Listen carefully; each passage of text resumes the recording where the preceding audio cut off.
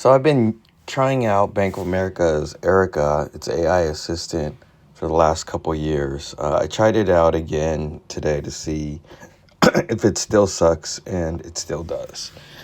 So today, basically, I was looking at my balances, and I have a credit card that has a negative $12 balance, and I want to close it. So I wanted to request a check for it.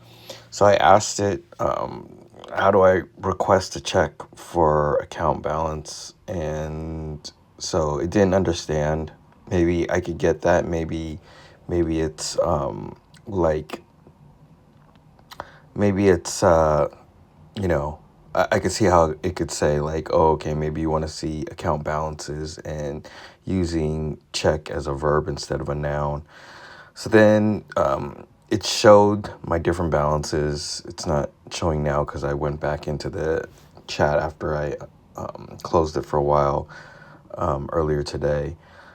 So then I asked it, okay, for that negative 12, how do I get a check? How do I get a check? Now, how do I do a check? So it should clearly kind of be a noun there, interpreted that way. And then it says, I can take you to order supplies and accessories. I have no idea what that has to do with check or $12 or what it's even talking about. I guess it thinks I want to order checks. How do I get a check? But I mentioned a specific amount.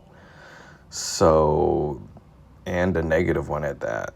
So a little weird interpretation there. I don't think that a human would interpret it that way if they were with me at that point in time and saw the balances on my account and realized I was talking about account that had a negative $12 balance, and I said a check as opposed to do a check.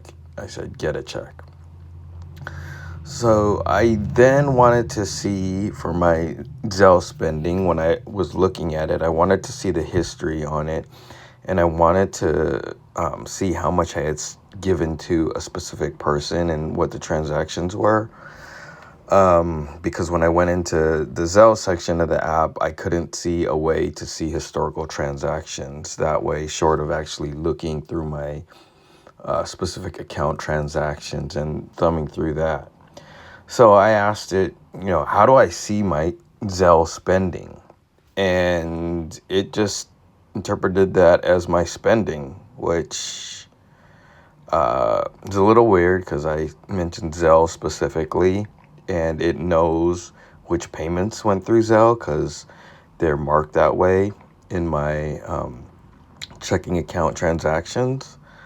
But it wasn't smart enough to interpret that. So basically, yeah, it still sucks. I guess it could do like simple searches for pages within the app you're looking for, but in terms of intelligence, it really doesn't have any intelligence.